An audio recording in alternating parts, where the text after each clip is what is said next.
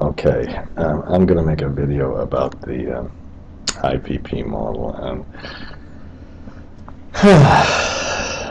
the one on the I had to fix a couple of things. Okay, and I received here's some questions about the IPP model, and the first one is kind of what the sensitivity mode versus the structuring mode is, and let me try to explain that one first. Okay, and I'm just going to walk through some of these questions. The first case, so here's the way the model works. It's if you put it in the structuring mode, and then let's say, okay, do you notice that the actual DSCR equals the target DSCR? Now if I change it here to a sculpted repayment, the whole sculpting changes, the actual DSCR still means equal to the target DSCR. Now in this case the gearing went up. If we would put a higher DSCR in here, and I think the best way to do this is to look at the IRR. If we put a higher DSCR, the lower DSCR, excuse me, we have more debt and the IRR goes up. Now, of course, this is a big problem, is that if you put such a high, if you make the debt tenor long, for example, that increases the DSCR, increases the debt, but you might be limited. So in this case, you can click on the gearing ratio, and that limits it to, that can be the limit on the gearing. Oh, great. Just hang on. Oh, I think that was okay. I just thought I did it wrong. Okay. So we can do it either way. Whoops, I changed it from true to false. Okay, and then if we have more DSRA months, oops, oh shit, the IRR went down. What's happening to the IRR? So let's put the, maybe we put the gearing down and increase the months of DSRA, or in the extreme put it down to 0 DSRA. Then we can see the effect of the IRR. And if you have a very tight project, this will make a bigger difference. If we press annuity, oh no, oh, this is good for the gearing. You notice the DSCR went down to 0. Then we'd have to size it by the DSCR, and then we'd only have to have 57% debt. Now this is because I made a step down in the rate, and we'll walk through all the assumptions. Okay, so that's all kind of the things you should do with the structuring. Now let's say, okay, we like this structuring. If we click it to sensitivity analysis mode, then what happens is, I hope, oh shit, this wasn't supposed to happen. Oh God. Let's just a minute.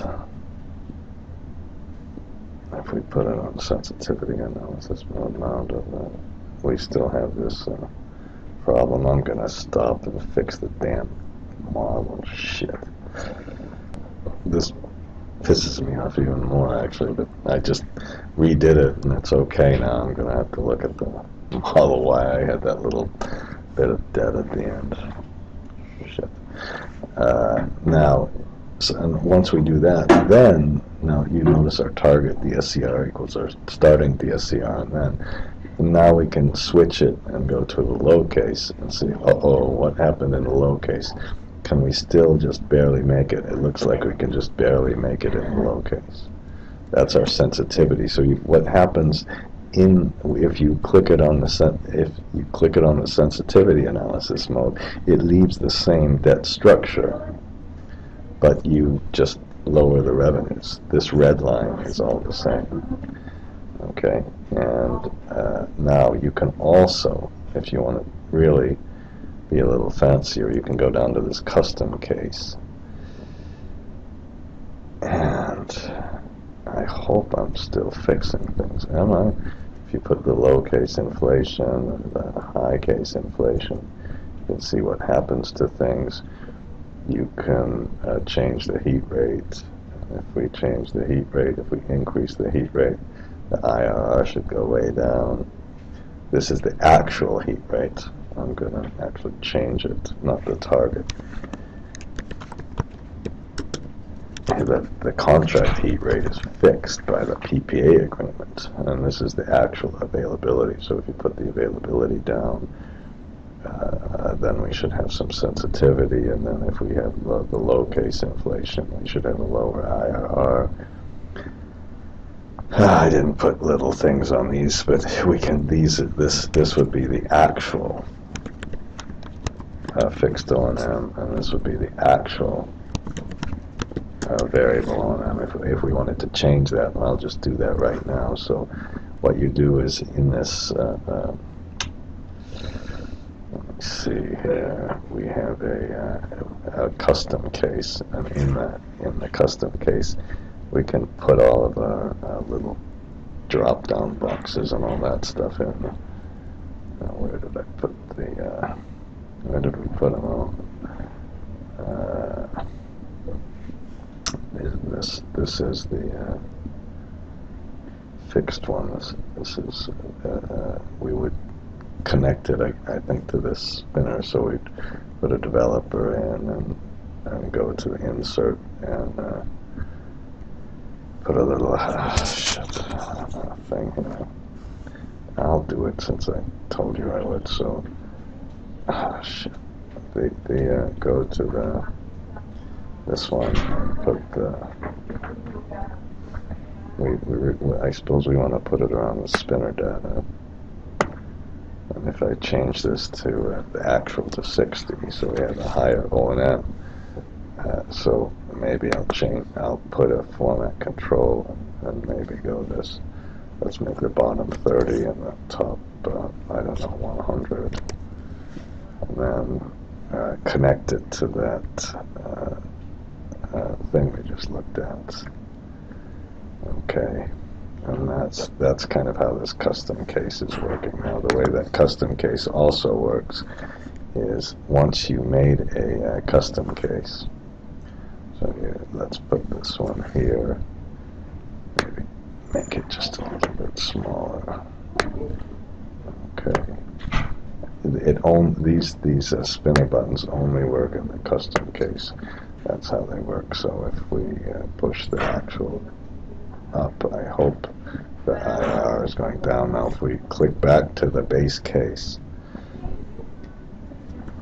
it all puts it back to our base case values, and then if we go back again to this custom case after we go to the base case, then we can change this one. I don't know why it just changed it to 41. I'm not going to worry about everything here. It looks like shit. What is this? Okay, I'm just going to leave it on the base case for now. Okay, now if we go back to the structuring case, of course, if we would, let's do another scenario. Let's put annuity in here. We're going to set it based on the annuity. If we set this based on low case, then we'd have a lower debt that we could put in here, a lower cost of capital, and that of course would affect all the IRRs. So what you could do, let's say we put it in the low case, we made it based on sculpting, and then we fix it. That's what this sensitivity analysis does, I hope, and then we can put in the base case. So if we set the IR, the debt on the low case, and then do the base case, oh God, we have a 12% IRR. What happened in the low case? I'm sorry.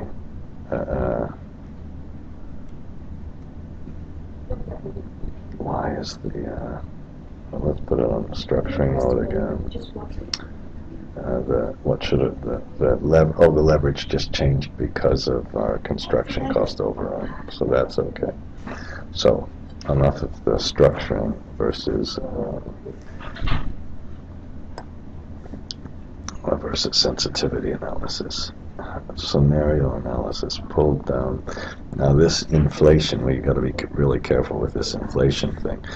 These little drop-down menus here, they only affect the custom case. Now we can change the capacity charge, and we can do our goal seeks and all that on a capacity charge, but these ones, if we put this won't have any effect right now. The only time this one will have an effect is if it's in the custom case. That's the way this kind of stuff works. What we're trying to do is get kind of the best of both worlds. How can we both use the drop-down box and then always set things back to the base case? So that's kind of how these things work. And there's a whole nother video on that thing. All right, now let's keep going. What's the relationship between no sale and the with sale? Now, I think here in corporate finance, you generally have a valuation page. And in this case, we have an equity IRR of 15%. Now, if we can sell the project and the buyer accepts a lower discount rate, and the buyer accepts different discount rates for different time periods, then what we can do is, if we sell it at different periods, we can get a higher IRR. We can try to look at it. And so the question is this real IRR, this simple 15.52, or is it the IRR you get if you sell the project early? That's what this thing is all about. So you can argue this IRR over here is rubbish, and the real IRR reflects the decreasing risk of the project once all the risks are resolved. Sorry, I'm making a video here. Okay, and people think I'm just talking to my computer. Okay, we're on 12 minutes. Let's look at a couple of the other issues now. Okay, now here let's look at some of the operating assumptions issues. So the first thing about this is, I hope you know that we should keep our operating assumptions separate from some of our other assumptions. Now, I made a few mistakes in the earlier version of this. I had the construction period twice. If it's a red number, it comes from the master scenario page. That means if we could change this scenario number, this is the big scenario number thing, it all comes from this yellow line. So that's where that's where the construction period and operating life comes from and all of that. Now, if this is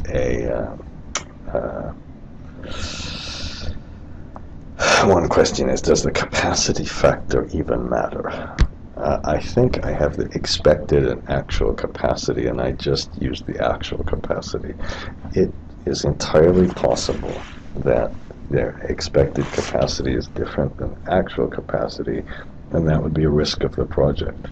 The capacity factor, if you change this from the base case, let's change it to the low case. And in this case, in the low case, what I think we have is, if we look at the heat rate, where's our heat rate? Actual fuel price, actual heat rate is worse than the target heat rate. You see that? So this determines how much we get in money. This determines our costs. Then, if we operate at a lower capacity factor, if we just put 70% capacity factor, whoops, then we actually get a higher IRR. That because you get the difference. Now that is a function of that's a function of how high the fuel cost is as well. So you can say, oh, the fuel cost doesn't matter. Now, in terms of fuel cost, what I did was, just a minute, let's look at a couple of the other questions here. Let's look at the S-curve explanation. That's just simply the pattern of the construction expenditures over the life. So I put a little graph here. You know, if we put 0.6 or something here, do you see the pattern changing? So I don't know, you have these kind of patterns. If you put 1, we spend more at the beginning, and what if we spent 0.5? We spent more at the end, and you can see what's happening to the equity IRR when you change this, okay? Alpha skewness, I don't know what that is. So if we do that, it changes 1.3. We can see how the shape of the S curve, the shape of the expenditures, affects the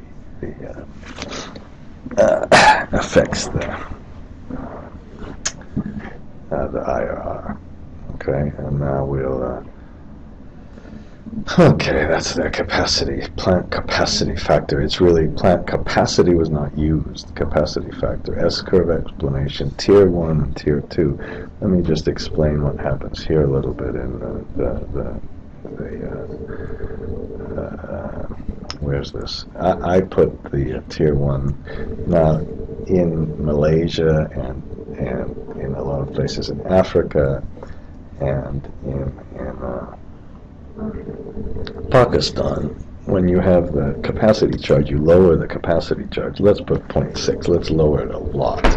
And here's why you lower it after 15 years. Let's say the debt has a tenor of 15 years. And let's say the debt sucks and has, instead of being sculpted, is equal. I shouldn't really call that equal installment. I should call that something like constant maturity, equal installment.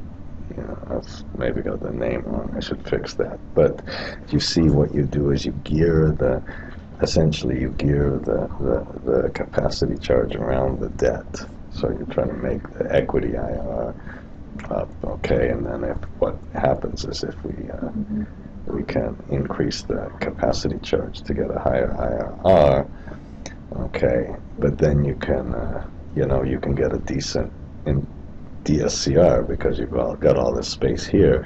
If you just kept it flat, you'd have to give a much higher IRR. You really want to kind of make the capacity charge go around the debt structure. So that's why there's the two-tier debt in here, okay? Now I fixed this, the actual price, the actual fuel price, the question is who really takes the fuel risk. Now, what typically might happen not typically, but sometimes certainly happens, we could put a different actual fuel price. Okay, I had to stop the video and I'm going to continue. There were a couple of questions here about the operating assumptions. Is the actual plant capacity, is the actual capacity used in it? The answer is it's not. So I've changed this. But if you, let me see, did we put this? We probably should have put if we lower the amount of the capacity, you're going to get a lower capacity charge. I assume that there's a capacity test, so this capacity, here's another problem. This capacity should have come from the master scenario page here, I believe. Okay, so if we put it on the low case, we get a lower capacity, and that capacity itself changes things. So, and again, if you want to just change only the realized, this is construction period, operating period, I better right click and make this a little wider. So, whoops. Let's put this. Okay. Oh. I hope, okay. So, let's make this wider, and if we change the actual capacity, So we get a lower amount of capacity. That's of course a risk that the off-taker, that the IPP takes. So we put a realized capacity low case. Everything else is the same as the base case. This just changes. And by the way, this is just a, oh no, forget this. Well, if we wanted to, if we wanted to show that, we could open this file called generic macros. And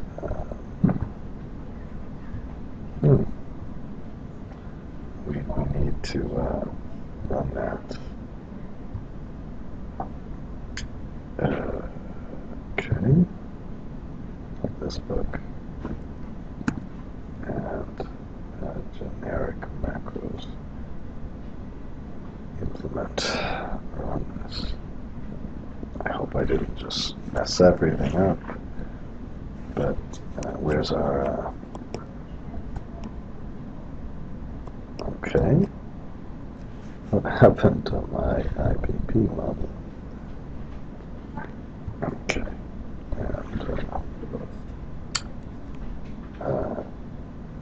and this is just going to show you when the numbers, again, I said this before, when the numbers are in red, they come from the master scenario sheet.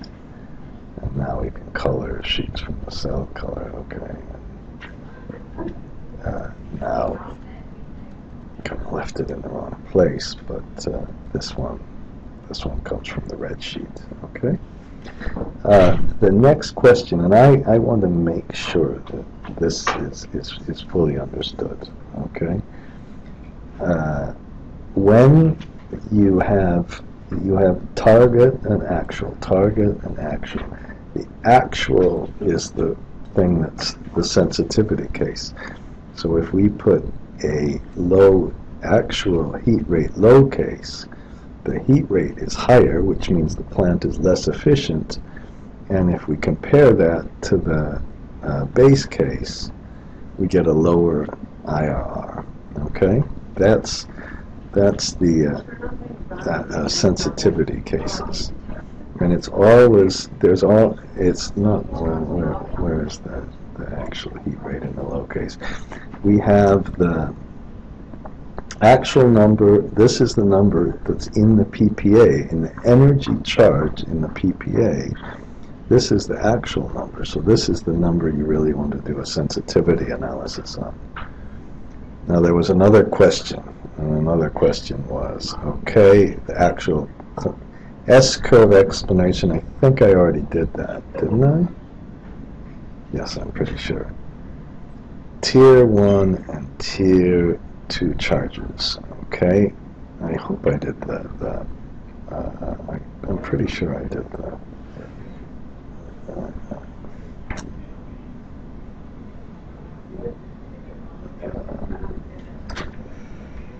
S-curve, remember that S-curve. If we change this, if we change this to 0.6 or something, then if we change the pattern of the way the expenditures are made, then the IR changes, just demonstrates the importance of the curve. Now, this one, this is almost not appropriate, but this right here, I'm going to make a real big box around this one. And I'm not going to make only a box around this one. This is what you bid on. And now I've already talked about this, but some countries, when the debt goes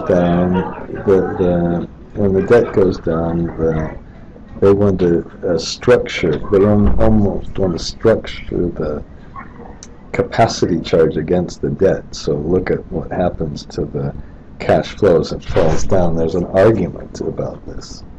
If you were operating a plant, you wouldn't care one iota about the plant. Maybe after it goes down low enough, you'd almost abandon the plant. That's kind of the problem with this structure.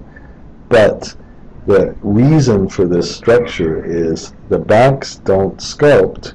So if the banks don't sculpt, you can kind of get to the same result as the sculpting, not quite, of course, but you can get there back into it by changing the structure of the capacity charge. Now, what I want to do here is to use this opportunity to show you how we can figure out what this capacity charge is. Now, this capacity charge, if you push it up or down, this capacity charge is affecting this number, okay? And the question was why. Let's just, for now, make it the same. So let's make it a flat capacity charge, okay?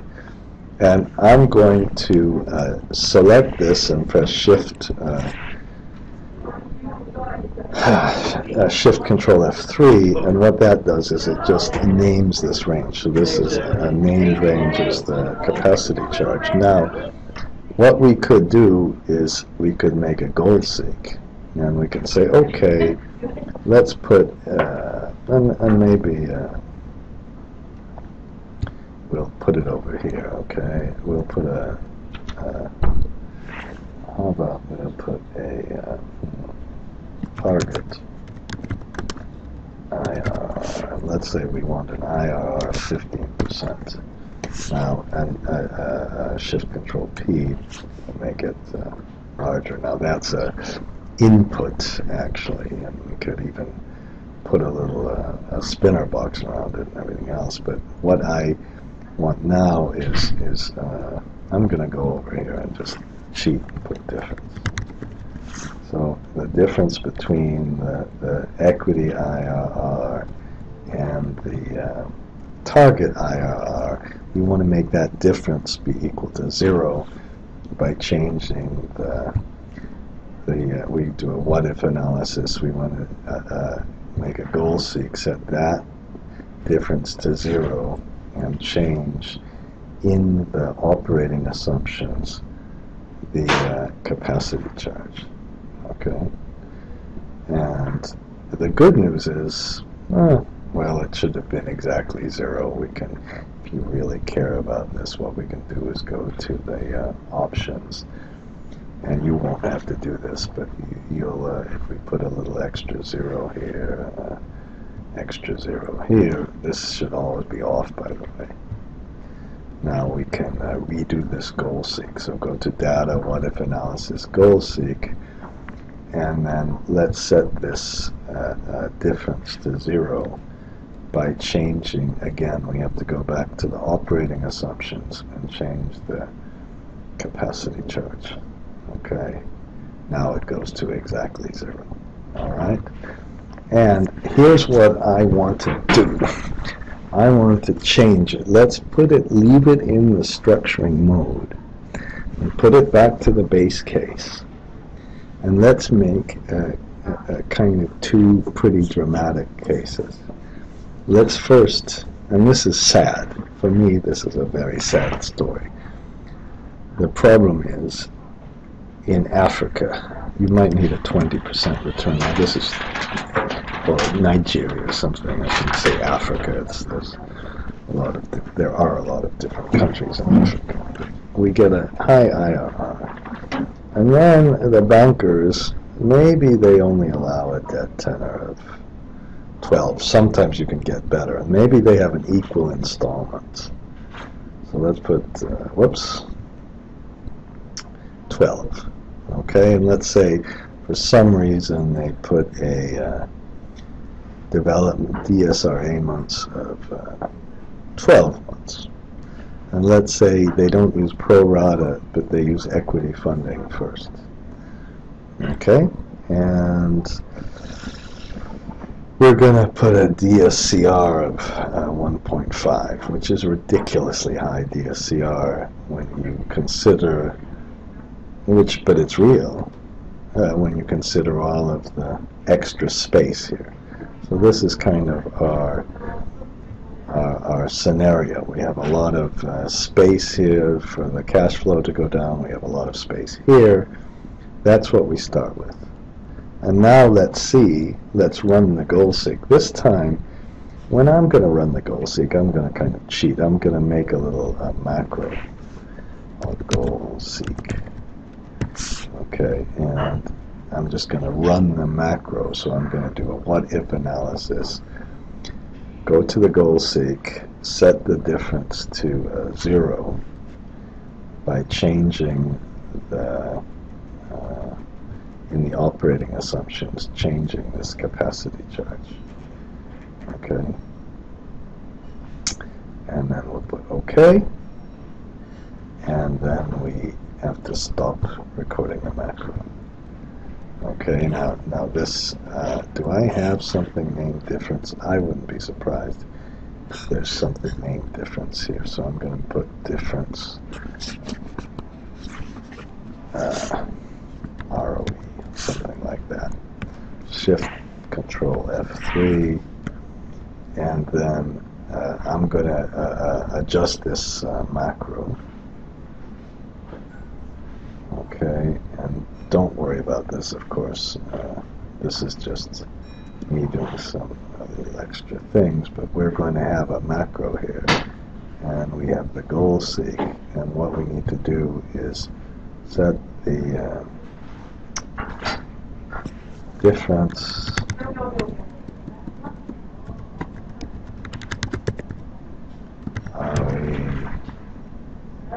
to 0 by changing the come on, changing the charge. That's what we do. Now to make sure it works, I just click on that. Good, it works. Okay. Now we can make another little button here. There are starting to be too many buttons, but perhaps we can make a button that says something. We'll click it onto to our little goal seek and put find the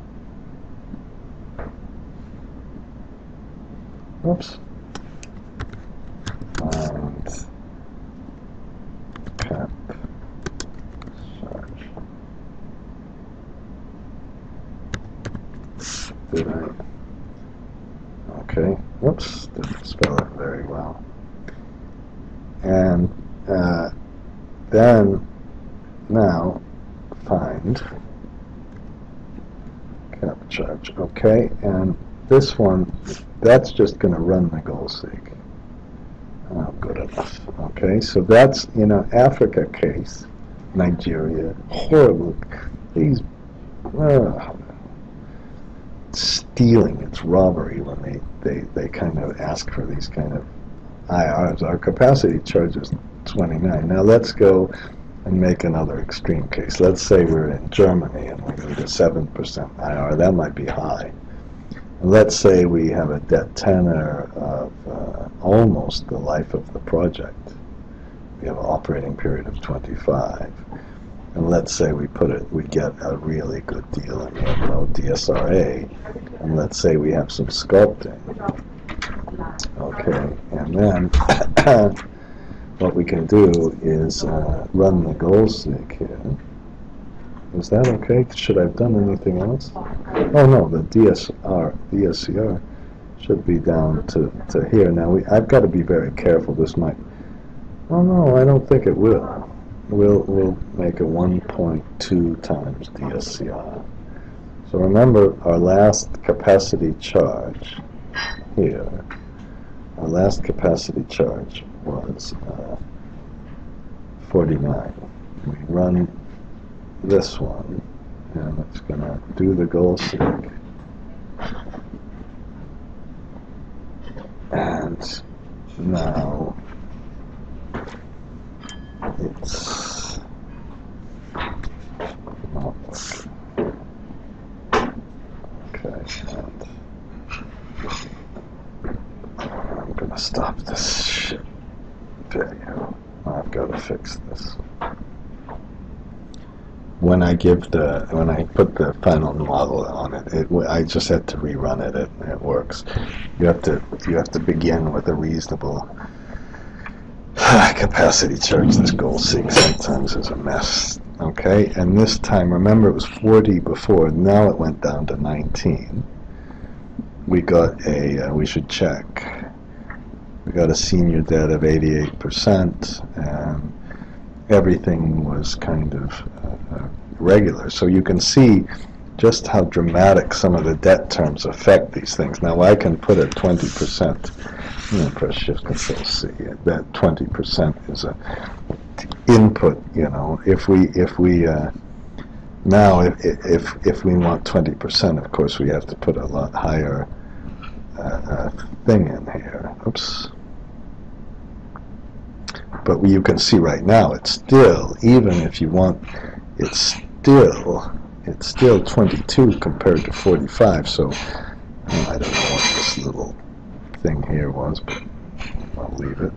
Okay, so that's how you can structure, that's how you use the model to really illustrate the effects of the different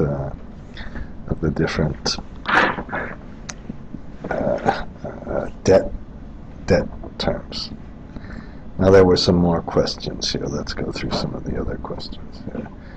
So I think we've got the Tier 1 and Tier 2 explained. Actual fuel cost, I think I explained that before. The actual fuel cost is just like every single other thing. In the PPA, where's the PPA? We have the target fuel price and the actual fuel price. Now there are some famous things. If I put the actual fuel price here to be 50, let's put it to be 41. That could be very sensitive. The target fuel price can be based on the index of, in this case, is this a coal plant? I think the index of the coal plant, whereas the actual one would be based on what you actually negotiated. So this could be based on some public kind of figure, and this is actual. If you can do better, whoops, it's too big. I mean, this is so, let's do 39.5. I mean, it's extremely sensitive. Oh, 40, I have to put it back. That was, the IRR was just getting too high. Actually, what I should have done is change this to the structuring mode. We still have the same equity IRR. It's just about the same. So if I put 39 here, we can get a 32% IRR. Okay, that's the demonstration. Every single thing. So we had a target availability. We had a target and actual capacity. Well, no, I just put capacity. We had a target and actual heat rate, a target and actual O&M expense, and I think here this variable O&M expense. So this would be the target variable O&M revenues target, and then the actual one. Again, I think that we did we put in here? Yes. This is the 10. Okay. I have to review the custom case again. Okay, and again, I suppose we can do the color sheets from tab color. Okay, that should have really come from the scenario analysis. Okay, and okay, so the next question, which explanation for the fuel price. Actually, I fixed that explanation of the code for the fuel price. Now, when you have in a model, and let's go to the operating assumptions page, when you have variables that change and are not the same in each year and change from a year to year, okay? Who is this? I don't know. Then what we can do is when you change this code number for the inflation, we've got cost inflation and revenue inflation. If I press number 2, it takes the second number. 3, it takes the third number, okay? Same thing here, 1, 2, 3, okay? And you know, I think when we put this inflation code in here, we said, okay, the low case has a lower inflation.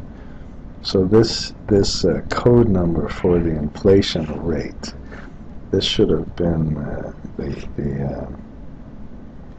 just a minute. High inflation, high case 2,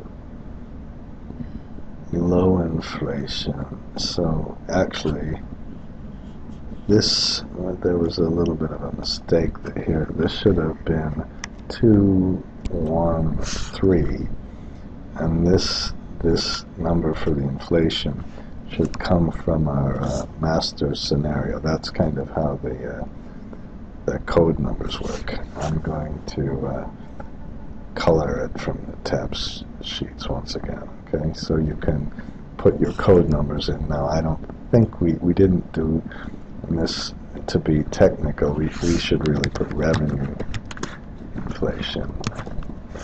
Okay,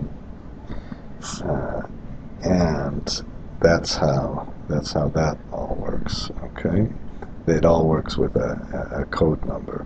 Okay, recovery percentage. Now there is no dependent, but I just want to discuss this whole business of the heat rate, which can be, the heat rate can be a very, very sensitive issue. Where in the hell is the IPP model?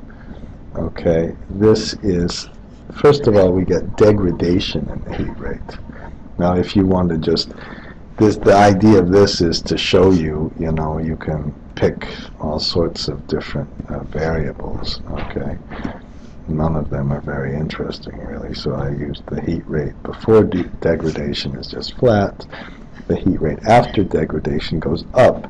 That means as you get older, it gets up, and then it goes down. After you fix it, it goes older, it goes down, and you make a major maintenance, and then you get an improvement. Remember, the heat rate, the heat rate is worse. If the heat rate is worse, you use more fuel for the same amount of electricity, so your efficiency is going down. Okay? So that's what these things do. Now, it is true, I think, when we kind of were developing this, we had a couple of different heat rate techniques. So what this does is the heat rate goes down. Now, you can do a difference between the target and the actual degradation. You could have an actual degradation that's a little bit worse than the target degradation. Here we start with our 20% IRR, and we have an actual lower degradation, and that makes the equity IRR go down. So that's an example of kind of a small risk that could become quite big. Okay, and there's a different. This was the target, and then every 6 years we improve it, but we don't get it all the way back to 100%. That's why if you look at the graphs, you notice that they're not going all the way back up. They're getting a little worse each time. This one, I don't know, I'm wrong. Maybe I didn't have that recovery factor in there, but that's what it's supposed to represent. Okay, the idea is important. I'm gonna leave that out of the model right now. Okay. Now, major maintenance, I didn't put major maintenance into this model, but if we would have put major maintenance in, we would have had to set up a whole maintenance reserve account, and I just didn't do that. We were talking about it, but that's where we have different maintenance periods and different improvements in the heat rates after the major maintenance.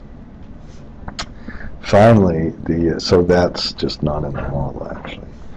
O&M revenues, remember, the O&M revenues and the O&M expenses are not necessarily the same by any means. The O&M revenues, we have a number that determines how much you're going to get in the PPA, and the actual O&M could be higher. Okay, and now for the let's go to some of the tax. Well, before we do that, let's talk about how the biannual inflation is applied. Okay, that's an easier one. Okay, so what we did here is if we just had some discussion about the inflation. Now notice that these inflation rates are annual inflation rates. And if you notice that the model itself, I think, what is this model? We have the start period, and we go to, are we in the operation period? In the operation period, notice that this is on a month-by-month basis. So when we do the inflation, we have the annual inflation, but then the periodic inflation is 1 plus the annual inflation rates to the 1 divided by 12 period. CA5 should be the just a second. CA5. Why is that? Quarterly. Is this 1 to? No, this is. Yes, this is 3 months. So this is adjusting it on a quarterly basis. So this just adjusts this. This thing takes the actual inflation rate with a lookup, and then adjusts it, and then we have the inflation index after that. Okay. These are all very good questions. And then the fee amortization. Let me just discuss the kind of tax aspects of this model. If we go to this EBITDA page, this has no financing whatsoever. We have the construction, we have the capacity charge, for almost everything we have an actual and a target, and then we have this penalty function. So as you have a bigger difference between, let's put the lowercase perhaps, if you have a bigger difference here, oh look at this, we should have shift control 1. If you have a bigger difference between the actual and the target, you might get a bigger penalty. That's the idea behind this one, okay? High case, we had a negative penalty, but we don't get much of a bonus. In fact, we get no bonus. Okay, that's what this does. Okay, and then put it back to the base case, and then we can look at the target and the actual fuel price. We talked about that. Target, actual. So the fuel component of the revenues is based on the target heat rate. The actual revenue, fuel expenses, are based on the actual heat rate rather than the target. So if we put the low case in here, we have a higher heat rate, we have higher operating costs. Okay?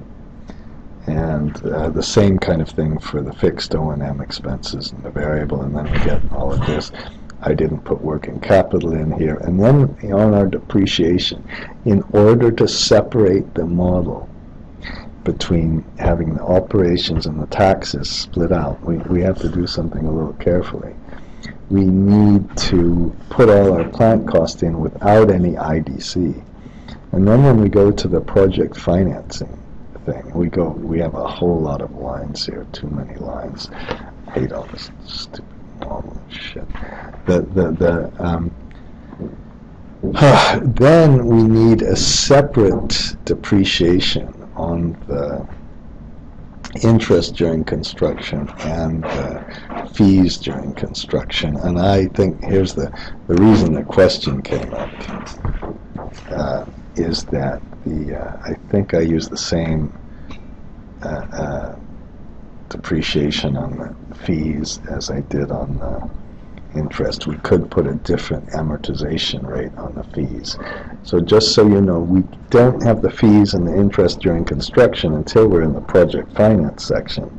But we need to get the depreciation on on these in order to go and get our actual taxes. So that's why, and then there's a tax loss carry forward and blah, blah, blah, blah, blah.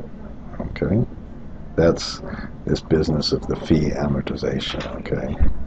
Tax assumptions, I have some redundancy, and I fixed how does the sculpting button, I hope I've explained the whole sculpting button, and then the MRA, we didn't actually use the MRA, I'm sorry, and then why the different discount rates from the equity discount rates. Now that's a more important question. Okay, if we go to the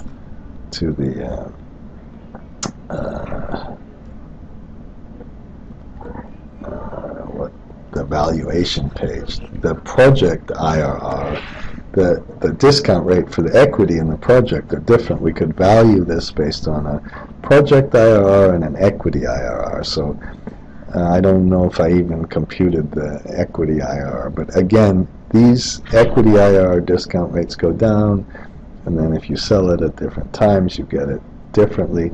And be really careful. If you're going to do all this structuring, make absolutely sure that this refinancing thing is turned off. This shows you how much you can increase the IRR by refinancing. In this case, we decreased it.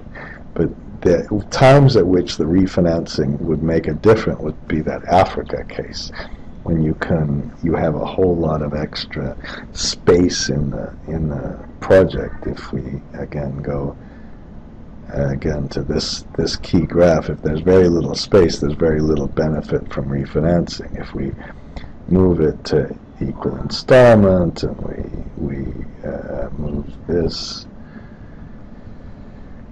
this down, and we should be in the structuring mode, and we put the DSCR up.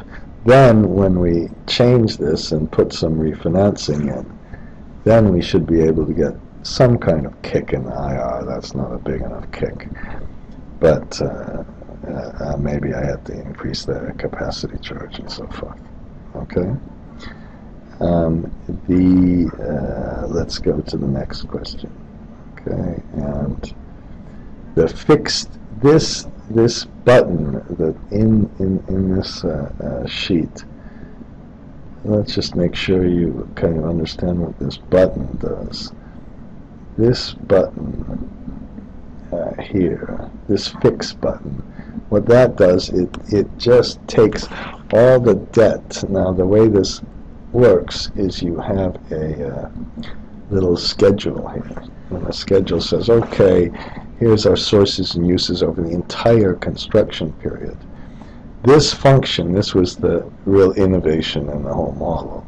In fact, this function, it's a horrible thing, but it avoids all the circular references in the whole model. And then by doing this function, what you're doing when you're fixing this function, you're fixing the debt. Now, it's not good enough to just fix the debt. Here's what we do during. We have some construction, and then we have the refinancing. When you fix the debt, you also have to fix the repayment of the debt. And that was causing some problems in an earlier version of this model. Okay. And let's see. So that's what this does. The development fees. Let's talk about the development fees, and then I think we'll be finished with this. With some of these questions. Okay, if we go to the now here's the problem. Let's put more aggressive. Now we're going to be kind of like be real aggressive. Okay, we're going to get aggressive here with this. So we're going to put some sculpting in. We're going to put a longer tenor in. The reason the blue line is changing in this one, by the way, is because the taxes change when you have more debt. That's an enormous circular reference problem. Now here's the problem. Uh-oh, we have 98% debt. oh, the banks aren't going to allow this. But if they allow a development fee, this is too big a fee, of course, but you put a big fee in here, more than the interest during construction, the fee increases the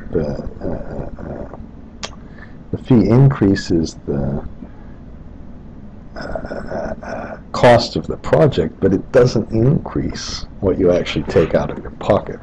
That's the big trick, and that's the big game with the development fee. So then we can get a 30% IRR and still claim to the banks that we're having only 83% equity, whereas we really have a whole lot. Here's the real equity. We really only put a tiny little bit of our own money in. Okay, what a wonderful game to play. What a wonderful game to play. And now I'm going to finish this. I think this is enough. And what I'm going to do is fix this macro so I can make sure this macro always works. All right?